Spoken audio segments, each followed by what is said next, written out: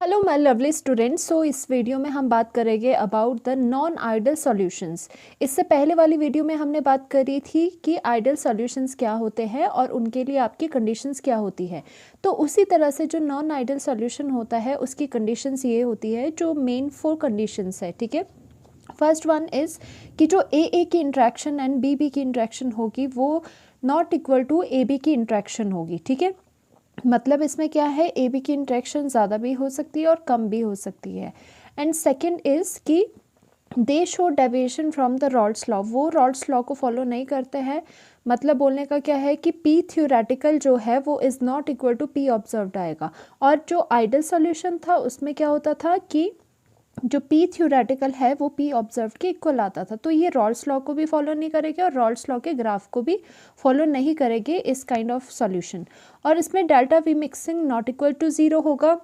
अब कुछ भी हो सकता है, डेल्टा वी मिक्सिंग ज़्यादा भी हो सकता है, कम भी हो सकता है। And last is delta H is not equal to 0 रहेगा नॉन आइडल सॉल्यूशन के केस में। अब ये क्या होता है, नॉन आइडल सॉल्यूशन जो है वो दो तरह के होते हैं, आपको याद रखना है। एक होता है जो कि positively deviated non ideal solutions होते हैं, जो कि रॉल्ड्स लॉ के with respect to positively deviate होते हैं। दूसरे होते हैं जो negatively deviated non ideal solution होते हैं, मतलब जो रॉल्ड्स लॉ से नेगेटिवली डेविएटेड होते हैं। ठीक है, तो आपको ऐसे समझना है।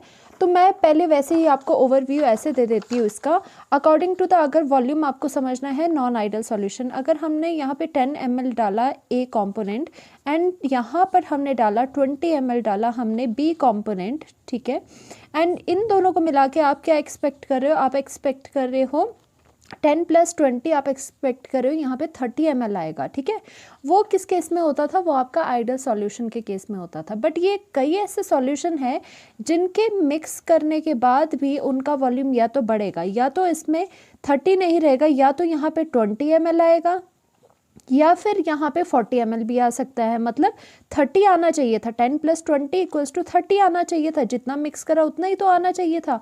बट नहीं, ऐसा नहीं होता है, डेविएशन हो जाती है।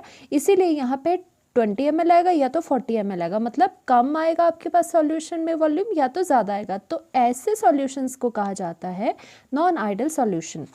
तो उसी तरह से जो ये positively deviated and negatively deviated है, दो पार्ट में डिवाइड हो जाता है इस काइंड के सॉल्यूशंस। तो फर्स्ट में क्या बात करेंगे हम about the positively deviated non ideal solutions. इसमें क्या हो जाता है कि जो पी ऑब्जर्व्ड होता है वो ग्रेटर देन पी थ्योरेटिकल हो जाता है।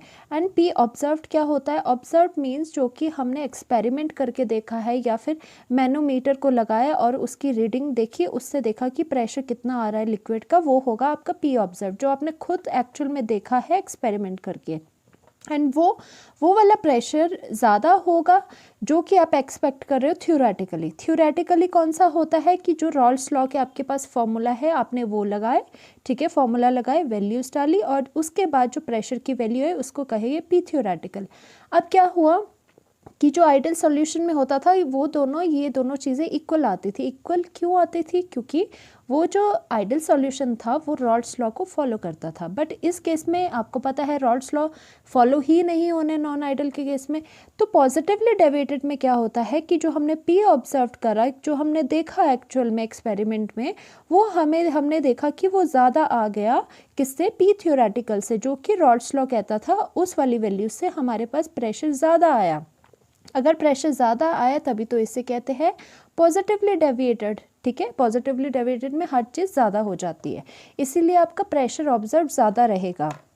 अब इसको इस तरह से समझ सकते हो, रॉल्ड्स लॉ के जो फॉर्मूला होते हैं, अब इसमें पी ए की जो इंडिविजुअल वैल्यू निकलती थी, अगर ऑब्जर्व्ड, हम यहाँ पे ऑब्जर्व देखें जो एक्सपेरिमेंट से निकली हैं, वो हमेशा आपके पास ज़्यादा आएगी then that of the Raoult's law. Raoult's law आपने यहाँ पे लगा दिया। ठीक है, उसी तरह से बी कॉम्पोनेंट का जो प्रेशर आपने ऑब्जर्व किया वो भी ज़्यादा आएगा देन दैट ऑफ द जो थ्योरेटिकल आपका रॉल्ड्स लॉ है। ठीक है, ये कुछ नहीं, ये प्रेशर का फॉर्मूला रॉल्ड्स लॉ के अकॉर्डिंग खुला हुआ है। वैसे ही जो पीटी होगा, टोटल प्रेशर होगा, वो भी जो हम ऑब्जर्व करेंगे वो ज़्यादा आएगा देन दैट ऑफ द जो फॉर्मूला से कैलकुलेटेड प्रेशर है। तो हमने देखा कि अगर ये रॉल्ड्स लॉ ही फॉलो नहीं कर रहा है तो इसका मतलब रॉल्ड्स लॉ का ग्राफ भी फॉलो नहीं करेगा। तो हम लिखते हैं it does not follow follow Raoult's law graph, Raoult's law graph, ठीक है। ये राउल्ट्स लॉ का ग्राफ को फॉलो नहीं करता, ना ही ये करता है, does not follow, does not follow Raoult's graph, Raoult's graph जो मैंने अभी बनाया है ये राउल्ट का ग्राफ है, ठीक है। बट हमने क्या कहा था कि पॉजिटिवली डेविएटेड हो रहा है, मतलब ये क्या है, ये वाली आपका पीटी है, मतलब टोटल प्रेशर की ये वाली लाइन है, ये वाली कौन सी है, पीए की लाइन है, ये वाली लाइन कौन सी है, पीबी की लाइन है, और यहाँ पे प्रेशर एंड मोल फ्रैक्शन के बीच में ये ग्राफ्स बनते हैं, आपने पढ़ा होगा पीछे, ठीक है। तो इसमें क्या बोला गया है कि पॉजिटिवली डेविएटेड का क्या मतलब है कि जो प्रेशर हम ऑब्जर्व कर रहे हैं वो ज़्यादा आएगा थ्योरेटिकल से, मतलब राउल्ट्स लॉ से प्रेशर हमें ज़्यादा आएगा। तो ये जो ग्राफ था, ये जो ब्लैक लाइन्स है, ये राउल्ट्स लॉ को रिप्रेजेंट करती थी, राउल्ट्स लॉ के ग्राफ को। बट हम बोल रहे हैं ये ग्राफ अब ऐसा नहीं बनेगा, इसमें पॉजिटिव डेविएशन आएगी, मतलब जो प्रेशर होगा पी टोटल भी होगा वो क्या आ जाएगा, वो ज़्यादा आएगा। पॉजिटिवली डेविएटेड है इसलिए मैंने ये रेड से इसका ग्राफ इस तरह से बना दिया, मतलब पॉजिटिवली डेविएटेड है तो लाइन से ऊपर को कर्व अब सारी आ जाएगी। तो पीए की जो कर्व होगी वो भी कैसे आएगी, वो भी ऊपर को, इससे ऊपर को आएगी। एंड जो पीबी की कर्व होगी, ठीक है, पीबी की लाइन होगी, वो भी क्या आ जाएगा, वो लाइन नहीं रहेगी, उसकी वैल्यू क्या हो जाएगी, जो राउल्ट्स लॉ की वैल्यू है उससे ज़्यादा आ जाएगी। तो इसी तरह से जो पॉजिटिवली डेविएटेड राउल्ट्स लॉ है, नॉन आइडल सॉल्यूशन है, उसके ग्राफ इस तरह से होता है कि जो ये पी ऑब्जर्व्ड है और ये प्रेशर क्या है, पी ऑब्जर्व्ड, ठीक है, पी ऑब्जर्व्ड किसका, टोटल प्रेशर का, पी ऑब्जर्व्ड ए का, पी ऑब्जर्व्ड बी का, ठीक है। तो इसका मतलब जो राउल्ट्स लॉ ब्लैक से दिखाए गए हैं उससे हमारी चीज़ ज़्यादा आ रही है, उससे हमारा प्रेशर ज़्यादा आ रहा है, ये जस्ट ये बता रहा है। एंड नेगेटिवली डेविएटेड में क्या होता है, आपको पता है कि जो पी ऑब्जर्व्ड है होगा इसमें, मतलब जो हमने एक्सपेरिमेंट और मैनोमीटर से देखा है उसकी वैल्यू आपके पास लेस देन आएगी then that of the theoretical, मतलब राउल्ट्स लॉ की जो फॉर्मूला लगाओगे उससे वैल्यू आपकी हमेशा आपको एक्सपेरिमेंट में कम देखनी पड़ेगी in negatively deviated non ideal solutions के केस में। उसी तरह से हमने अगर पीए निकालना है तो पीए जो ऑब्जर्व्ड आप देखोगे एक्सपेरिमेंट में वो हमेशा कम आएगा than that of the theoretical Raoult's law, ठीक है। पीबी की वैल्यू भी लेस आएगी राउल्ट्स लॉ से, पी टोटल जो होगा वो जो हम ऑब्जर्व कर रहे हैं वो लेस आएगा जो कि आप को मिला होगा फ्रॉम द थ्योरेटिकल वैल्यू, मतलब राउल्ट्स लॉ का फॉर्मूला लगा के, ठीक है। तो इसका मतलब ये जो आपके पास है ये तो राउल्ट्स लॉ का ग्राफ हो गया, जो ये ब्लैक मैंने लाइंस दिखाई है, तो ऐसा तो रहेगा नहीं ग्राफ नेगेटिवली डेविएटेड के लिए। तो नेगेटिवली डेविएटेड के लिए क्या होता है, आपकी यहाँ पे राउल्ट्स लॉ से नीचे, ठीक है, नीचे नेगेटिवली डेविएटेड है तो जो कर्व्स आएगी वो हमेशा जो राउल्ट्स लॉ की कर्व्स है उससे नीचे आएगी। तो उसी तरह से जो पीपी होगा वो भी आपका क्या आ जाएगा, वो भी नीचे को ग्राफ बनेगा, ठीक है। और इसमें भी आपकी जो कर्व होगी पीए के लिए वो भी आपकी नीचे को आएगी, ठीक है। इस तरह से आपका नेगेटिवली डेविएटेड ग्राफ बन गया कि आपने क्या देखा, नेगेटिवली बोलने को ही नेगेटिवली है तो इसमें क्या होगा कि आपका जो इनके कर्व्स है वो नीचे को आएंगे और ये क्या हो जाएगा, ये पी ऑब्जर्व्ड है सारे, ठीक है, ये पी ऑब्जर्व्ड है जो आपने एक्सपेरिमेंटली ऑब्जर्व करे इसके केस में, नेगेटिवली डेविएटेड के केस में। इसके बाद हम क्या करेंगे, हम करेंगे अबाउट द इंट्रैक्शन के बारे में बात की, इंट्रैक्शन कैसे होती है। देखो जो हमारा नेगेटिवली डेविएटेड है, इस तरफ नेगेटिवली डेविएटेड है ना, कॉन्टिन्यूशन में हम चल रहे हैं। जो ये नेगेटिवली डेविएटेड है उसमें क्या होती है, ए इंट्रैक्शन जो होगी, जो आपकी ए एंड ए के बीच में इंट्रैक्शन होगी एंड बी बी की इंट्रैक्शन जो होगी, एंड ए और बी ये क्या है, ये सॉल्यूशन है। ए बी किसको कहते हैं, जब सॉल्यूशन बन चुका है, दोनों मिल चुके हैं। और ये क्या है, ये दोनों प्योर फॉर्म में है, प्योर बी है और यहाँ पर प्योर ए है, मतलब एक ही है आपके पास। सो क्या होता है, पॉजिटिवली डेविएटेड जो नॉन आइडियल सॉल्यूशंस है उसके केस में आपका जो ए एंड बी की इंट्रैक्शन होती है वो ज़्यादा स्ट्रॉन्गर होती है then that of the A B interaction. मतलब क्या हुआ कि यहाँ पे जो ए बी की इंट्रैक्शन है यहाँ पे वीक फोर्स है दोनों के बीच में, ठीक है।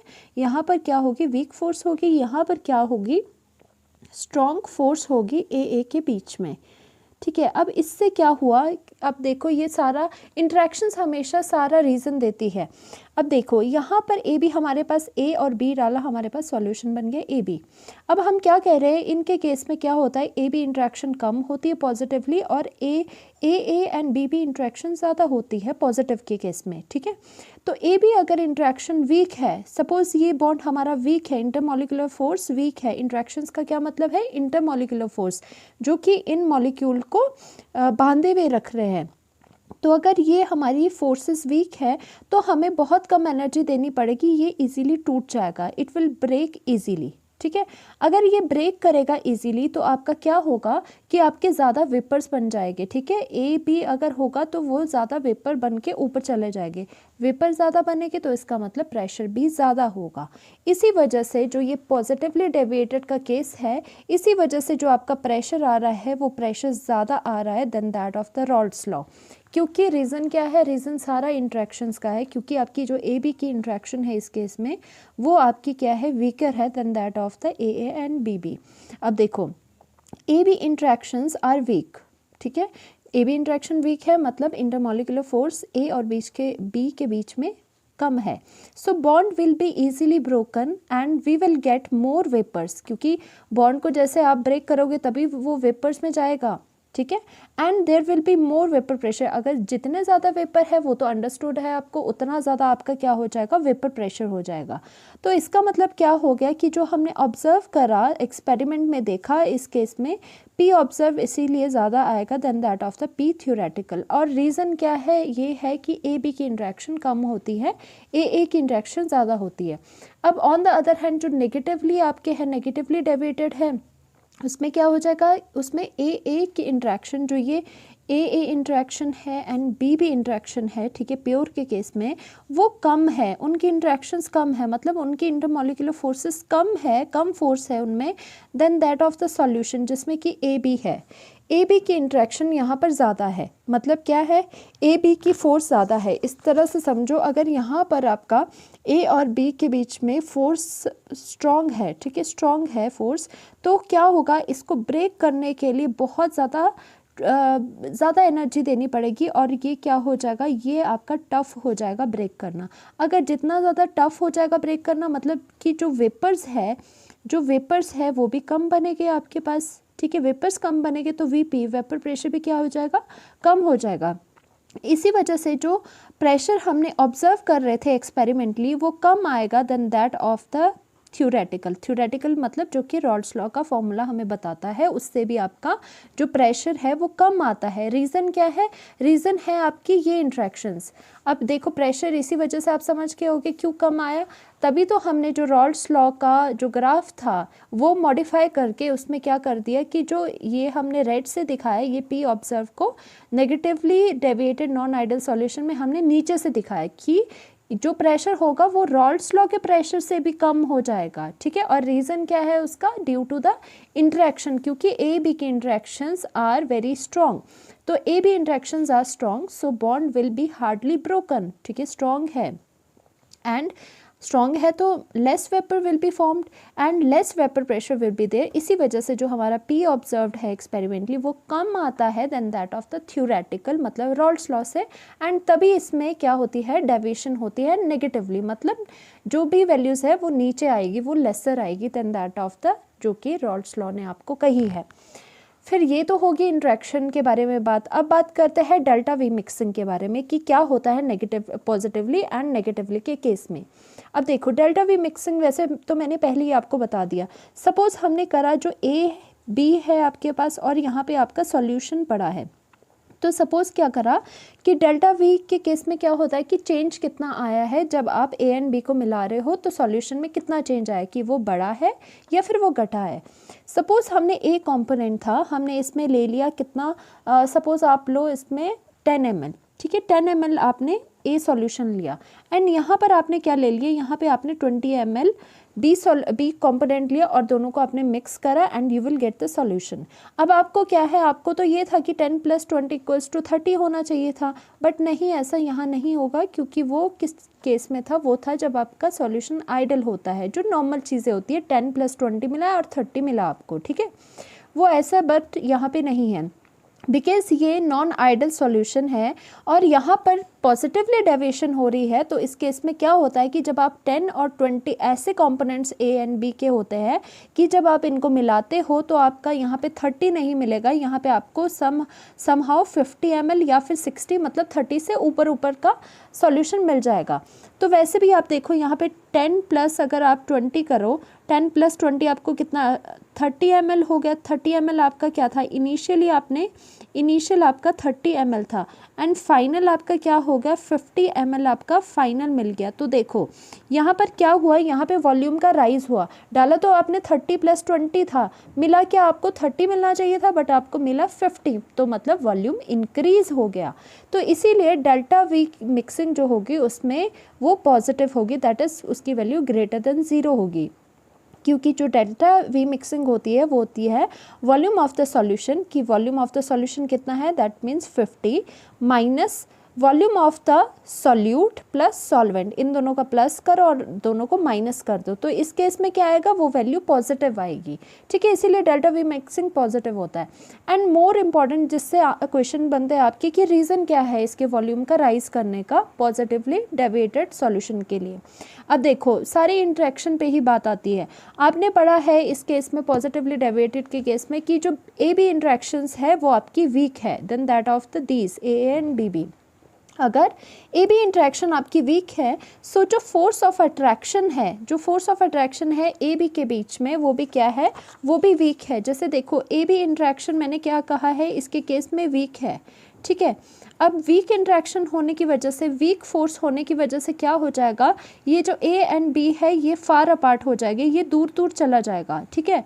अगर यहाँ पर ये ए एंड बी है ये बहुत फार चला गया सॉल्यूशन में, ठीक है, तो इनके बीच का क्या है, इनके बीच में डिस्टेंस ज़्यादा हो गया। डिस्टेंस ज़्यादा होने से क्या होगा, ये वॉल्यूम स्पेस ज़्यादा ऑक्यूपाई करेगी, और वॉल्यूम वही तो होता है कि स्पेस कितना ऑक्यूपाई किया है उन्होंने, ठीक है।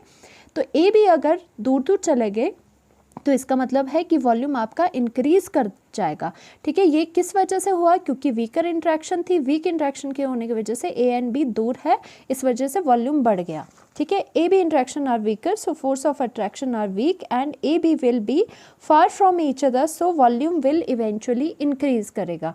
ऑन द अदर हैंड जो नेगेटिवली जो डेविएटेड नॉन आइडल सॉल्यूशन है उसके केस में डेल्टा वी मिक्सिंग लेस होता है, कि मतलब अगर दो सब्सटेंस को आप अगर मिलाओगे तो आपको जो सॉल्यूशन मिलेगा वो उससे भी कम का मिलेगा। किस तरह से, कि अगर आपने मान लो यहाँ पे आपने 10 ml डाला, ठीक है, यहाँ पे 10 ml डाला एंड यहाँ पे आपने 20 ml डाला, तो जो आपको मिलेगा यहाँ पर आपको 30 ml मिलना चाहिए था बट आपको यहाँ पे 10 ml मिलेगा या फिर आपको यहाँ पे 20 ml ही मिलेगा। मतलब क्या हुआ कि आपने यहाँ पे फाइनल कितना डाला था, यहाँ पे इनिशियल डाला था 30 ml, ठीक है, इनिशियल आपने डाला 30 ml एंड आपको फाइनली क्या मिला, फाइनली आपको 20 ml मिला, ठीक है, 20 ml मिला आपको फाइनल। बट आप तो एक्सपेक्ट कर रहे थे कि 30 ml मिलेगा। अब देखो क्या हुआ कि वो जो वॉल्यूम है वो सॉल्यूशन में जाके वो और कम हो गया, आना तो 30 चाहिए था, अब क्या हुआ उससे भी वैल्यू कम आ गई। अब ऐसे केसेस में होता है नेगेटिवली, जो नेगेटिव डेविएशन होती है उसमें वॉल्यूम मिक्सिंग हमेशा कम रहता है, मतलब हमें मिक्स करने पे वॉल्यूम और भी ज़्यादा घट जाएगा। जैसे इसमें बढ़ गया था ना, इसमें आपका क्या हो जाएगा, इसमें और भी कम हो जाएगा। अब रीज़न क्या है इसका, अगेन इंट्रैक्शंस, जो ए बी इंट्रैक्शंस है वो आपकी स्ट्रॉन्ग है। यहाँ पर देखो कि जो ए इंट्रैक्शन है, ए एंड बी इंट्रैक्शन है वो आपकी क्या है, स्ट्रॉन्ग है।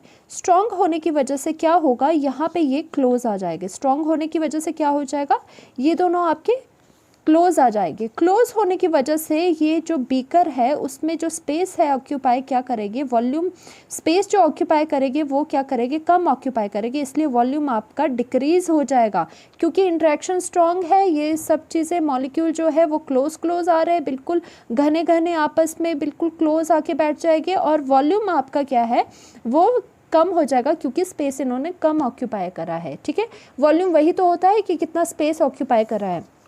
तो इसीलिए ये वॉल्यूम आपका कम होता है नेगेटिवली डेविएशन में, क्योंकि A B interactions are strong, so force of attraction are strong होगी। तो ए एंड बी के बीच में जो डिस्टेंस है वो कम हो जाएगा, वो क्लोज आ जाएगी। क्लोज आएगी तो एरिया जो है वो कम ऑक्यूपाई करेंगे, तो इसका मतलब है वॉल्यूम विल डिक्रीज इन। बात करते हैं अबाउट द डेल्टा एच। देखो डेल्टा एच में क्या होता है, पॉजिटिव के केस में पॉजिटिव होगा डेल्टा एच, ठीक है, और नेगेटिव के केस में delta H is less than 0 हो जाएगा। अब ये क्यों होता है, ये भी इंट्रैक्शन के ऊपर डिपेंड करता है। देखो आपको पता है कि जो पॉजिटिवली डेविएटेड है उसमें ए बी इंट्रैक्शन वीक है, ठीक है, ए बी इंट्रैक्शन आपकी वीक है, ए इंट्रैक्शन आपकी क्या है, स्ट्रॉन्ग है। पर हमें तो मेन क्या देखना होता है वेपर, क्योंकि जो प्रेशर देख रहे हैं वो किसका देख रहे हैं, वो इनका देख रहे हैं, ठीक है, सॉल्यूशन में देख रहे हैं। तो सॉल्यूशन में क्या होगा, ए मिले, बी मिले आपने, और ए बी आपका सॉल्यूशन बन गया। और यहाँ पे 2 इसलिए लिखा है क्योंकि एक सिंगल बॉन्ड है ए बी के, फिर डबल हो जाएंगे, आपने ये बैलेंस करी है। अब आपको ये पता है कि according to the positively deviation की जो ए बी इंट्रैक्शन है वो वीक है, तो मैंने यहाँ पे वीक लिख लिया और इनको स्ट्रॉन्ग लिख लिया। अब ये देखो डेल्टा एच का एंथैल्पी का मतलब क्या होता है, एनर्जी।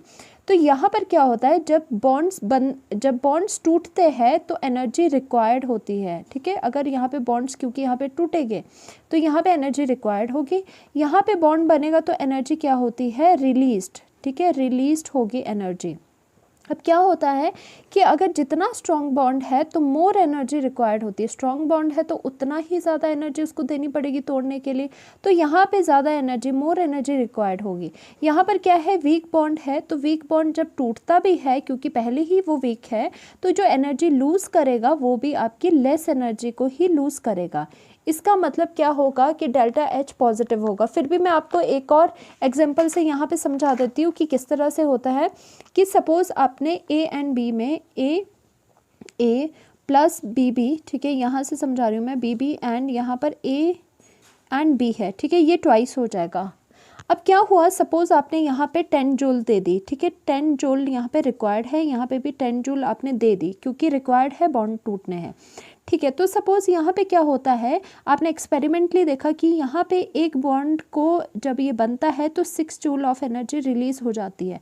एक बॉन्ड को बनने के लिए 6 जूल ऑफ एनर्जी रिलीज़ हो रही है, तो यहाँ पे 2 बॉन्ड है ये, तो आप ये करोगे 2 × 6, ये क्या हो जाएगा 6 × 12 जूल। और तो यहाँ पे कितनी एनर्जी आपने दी, यहाँ पे दी आपने 20 जूल रिक्वायर्ड, ठीक है, 20 जूल आपको देनी पड़ी। और यहाँ पे कितना हुआ, यहाँ पे आपको 12 जूल रिलीज्ड हुई। तो देखो एनर्जी कहाँ ज़्यादा है, एनर्जी आपको यहाँ पर ज़्यादा देनी पड़ रही है। दैट मीन्स, इसका मतलब क्या हुआ, दैट मीन्स कि एनर्जी जो है, एनर्जी इज़ रिक्वायर्ड। और आपको पता है जब भी एनर्जी रिक्वायर्ड होती है तो उसके केस में डेल्टा एच क्या हो जाता है, delta H equals to positive आ जाता है, मतलब आपकी एंडोथर्मिक रिएक्शन होती है।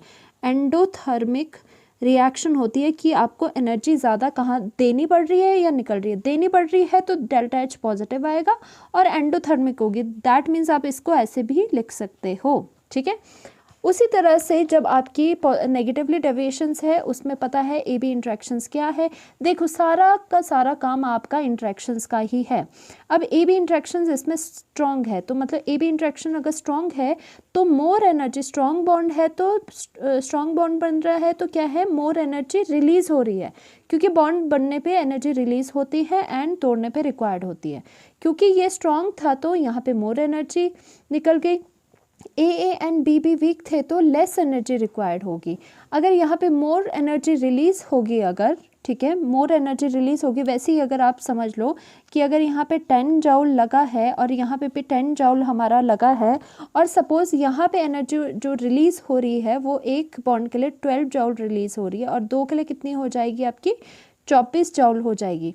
और वैसे ही यहाँ पे एनर्जी रिक्वायर्ड कितनी हुई, 20 जूल रिक्वायर्ड हुई, ठीक है, 20 जूल आपकी रिक्वायर्ड हुई और 24 जूल आपकी रिलीज़ हो रही है, ठीक है, रिलीज़ हो रही है। और ये डाटा आपको एक्सपेरिमेंटली ही आएगा। तो यहाँ पर, और वैसे भी यहाँ से भी समझ सकते थे आप कि मोर एनर्जी अगर रिलीज़ हो रही है तो एनर्जी रिलीज़ का मतलब क्या होता है, अगर ज़्यादा एनर्जी रिलीज़ हो रही है तो उसका मतलब होता है कि डेल्टा एच आपका क्या है, नेगेटिव है, मतलब जो रिएक्शन है वो एक्सोथर्मिक है, ठीक है, एक्सोथर्मिक है, दैट मीन्स आपके क्या है, डेल्टा एच इज़ नेगेटिव है। तो हमेशा इन केसेस में इस तरह से होता है कि आपको एनर्जी रिलीज हो रही होती है और इन केसेस में आपको एनर्जी रिक्वायर्ड हो रही होती है। क्योंकि रिक्वायर्ड क्यों हो रही होती है, क्योंकि ए एंड बी के बॉन्ड्स को हमने तोड़ना है और वो स्ट्रॉन्ग बॉन्ड्स है। ठीक है, और एक और चीज़ थर्मोडायनेमिक जो पैरामीटर्स है, तो उसमें आपने ये डेल्टा एच एंड आपने डेल्टा वी की बात कर दी। ऑन द अदर हैंड जो आपकी एंट्रोपी है एंड गिव्स फ्री एनर्जी है, डेल्टा एस, वो पॉजिटिव हो जाएगा एंड डेल्टा जी नेगेटिव रहेगा। अब चाहे ये आइडल या नॉन आइडल सॉल्यूशन है, ये दोनों के लिए ही सेम रहते हैं। ठीक है, तो इन दोनों चीज़ों पे कोई फ़र्क नहीं पड़ता, ये फॉर ऑल सॉल्यूशन, आइडल और नॉन आइडल सॉल्यूशन, ये वैल्यूज़ इतनी ही रहती है। और मैंने पिछली वाली वीडियो में आपको ये भी एक्सप्लेन डिटेल में करा हुआ है कि ये पॉजिटिव एंड नेगेटिव हमेशा क्यों रहते हैं सॉल्यूशन के केस में। तो लास्टली हम क्या करते हैं, एग्जाम्पल पॉजिटिव डेविएशन का और एग्जाम्पल नेगेटिव डेविएशन का एक एक एग्जाम्पल करते हैं। इसमें आता है बेंजीन प्लस वाटर। अब क्या है बेंजीन प्लस वाटर में, क्या है आपको पता है, बेंजीन का अगर आप सिंगल देखें, बेंजीन में कौन सी इंटरेक्शन होती है, वॉन्डर वॉल इंटरेक्शंस होती है। ठीक है, और वाटर में क्या होता है, वाटर में होती है हाइड्रोजन बॉन्डिंग। ठीक है, अब क्या हो रहा है इसमें कि वाटर में तो हाइड्रोजन बॉन्डिंग हो रही है, यहाँ पे देखो वाटर में हाइड्रोजन बॉन्डिंग हो रही है। ठीक है, अब क्या हो रहा है, मैं यहाँ पे H2O लिख रही हूँ, वाटर में आपस में हाइड्रोजन बॉन्डिंग हो रही थी। आपने बीच में क्या करा, आपने बीच में ऊपर से बेंजीन डाल दिया, आपने बीच में बेंजीन डाल दिया, तो क्या होगा, बेंजीन क्या होगा, इनकी इंटरेक्शन को डिस्टर्ब कर देगा, क्योंकि हाइड्रोजन बॉन्ड क्या है, एक स्ट्रॉन्ग बॉन्ड है। ठीक है, तो हाइड्रोजन बॉन्ड को ये डिस्टर्ब करेगा, इसकी वजह से क्या हो जाएगी, इंटरेक्शन वीक हो जाएगी। मतलब क्या हुआ कि जो आपका ए बी बना, सपोज ए ये है और बी ये है, तो अगर आपकी ए बी इंटरेक्शन बनी, ए एंड बी जो इंटरेक्शन होती है वो क्या हो जाएगी, वो आपकी वीक हो जाएगी। क्यों, क्योंकि जो ये हाइड्रोजन बॉन्ड है, हाइड्रोजन बॉन्ड जो वाटर का है, हाइड्रोजन बॉन्ड ऑफ वाटर जो है, वाटर है, वो क्या हो रहा है, वो बिकम्स वीक। ठीक है, वीक किसके आने से, बेंजीन के आने से, hydrogen bond of water become weak due to benzene. इसी वजह से ए बी इंटरेक्शन आपकी वीक होगी। देखो वाटर तो आराम से था, हाइड्रोजन बॉन्ड था, यहाँ पे क्या था, हाइड्रोजन बॉन्ड था, तो बेंजीन आया, उसने इसकी कहानी बिगाड़ दी, और ए बी जब आपका सॉल्यूशन बना तो इसका मतलब यहाँ पे जो इंटरेक्शन है वो वीक है। और आपको पता है weak interaction, A and B की इंटरेक्शन वीक कब होती है, जब आपका पॉजिटिव डेविएशन होता है। इसलिए बेंजीन एंड वाटर का केस इस तरह से हो जाएगा। नेगेटिवली डेविएशन में क्या हो जाएगा, एसीटोन एंड क्लोरोफॉर्म। अगर आप एसीटोन एंड क्लोरोफॉर्म को देखो तो यहाँ पे क्या होती है, डाइपोल इंटरेक्शन होती है एसीटोन एंड एसीटोन के बीच में, एंड क्लोरोफॉर्म के बीच में भी होती है डाइपोल या फिर वॉन डर वाल फोर्सेस। ठीक है, जो कि उतनी ज़्यादा स्ट्रॉन्ग नहीं होती है। ये इंटरेक्शंस क्या है, वैसे ये इंटरेक्शंस है ए इंटरेक्शंस। ठीक है, ए अगर ए हम एसीटोन को ले ले, बी क्लोरोफॉर्म को ले ले, ये बी इंटरेक्शन है दी हुई। अब हमें देखना है ए बी इंटरेक्शन क्या होगी, तो उसके लिए क्या करोगे, उसके लिए आप इन दोनों के बीच का ये बनाओगे कि किस तरह से ये बॉन्डिंग कर रहा है। तो एसीटोन होता है CH3 एंड दिस, एंड ये क्लोरोफॉर्म क्या होता है, एक हाइड्रोजन होता है, बाकी क्लोरीन एंड क्लोरीन लगे होते हैं 3। नाउ क्या हो रहा है, क्लोरीन क्या है, इलेक्ट्रोनेगेटिव, तो डेल्टा नेगेटिव अपनी तरफ इलेक्ट्रॉन ले लेगा और इसको डेफिशिएंट करेगा कार्बन को। हाइड्रोजन क्या करेगा, अब हाइड्रोजन से ये कार्बन इलेक्ट्रॉन लेने की कोशिश करेगा और इसको भी ये डेफिशिएंट बना देगा। On the other hand oxygen क्या है, हाईली इलेक्ट्रोनेगेटिव है, तो डेल्टा नेगेटिव, डेल्टा पॉजिटिव आ जाएगा। और इन दोनों के बीच में क्या होगी, अब यहाँ पे हाइड्रोजन बॉन्डिंग होगी, यहाँ पर बन रहा है आपका हाइड्रोजन बॉन्ड। अब ये क्या हुआ, ध्यान से देखो कि आपकी ये इंटरेक्शंस क्या है, these are the A B interactions है ये। ठीक है, क्योंकि इससे बन के आपको ये मिला। अब क्या होगा कि आपकी पहले थी dipole interaction, A and B interaction. आपकी ए बी जो इंटरेक्शंस बन रही है वो बन रही है हाइड्रोजन बॉन्ड, जो कि स्ट्रॉन्ग होता है। तो इसी वजह से ए बी जो इंटरेक्शन है वो क्या है, वो स्ट्रॉन्ग है, क्योंकि हाइड्रोजन बॉन्ड आपका स्ट्रॉन्ग हो रहा है और ये बन रहा है, डिस्टर्ब नहीं हो रहा है। तो ए बी जो है वो स्ट्रॉन्ग हो जाएगी, ए बी इंटरेक्शन स्ट्रॉन्ग हो जाएगी। इसका मतलब तभी ये एग्जाम्पल है ऑफ द नेगेटिव डेविएशन, क्योंकि नेगेटिव डेविएशन का आपका ए बी इंटरेक्शन स्ट्रॉन्ग होती है। तो आपको इनमें यही याद रखना होता है कि जो पॉजिटिवली डेविएटेड है उसमें ए बी इंटरेक्शंस वीक होती है, नेगेटिव डेविएशन में ए बी इंटरेक्शंस आपकी स्ट्रॉन्ग होती है। Thank you so much. Next video में हम इसके डिटेल में एग्जांपल्स करेंगे। Do like and subscribe.